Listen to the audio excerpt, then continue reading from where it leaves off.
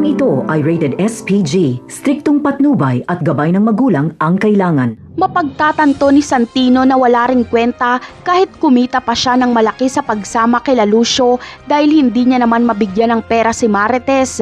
Hindi kasi tatanggap ng pera si Marites na galing sa masama. At kapag binigyan siya ni Santino ay magtataka si Marites kung saan galing ang pera nito gayong wala naman itong trabaho.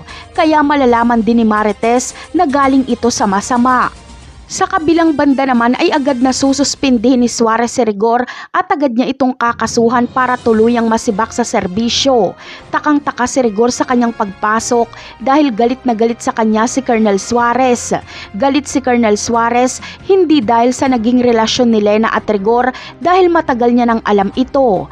Galit na galit siya dahil ayon kay Lena ay tinawag ni Rigor si Suarez na tabatsoy at palamuning baboy na walang ginagawa kundi umupo.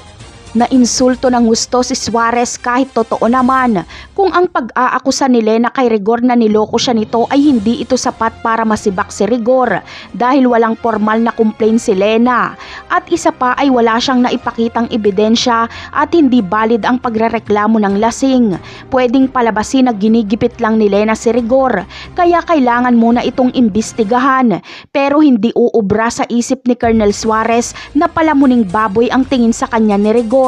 Nanggigigil siya kapag nakikita si Rigor o kahit naaalala niya man lang si Rigor. Sa ibang eksena naman ay isang mahalagang karakter ang magbabalik mula sa nakaraan.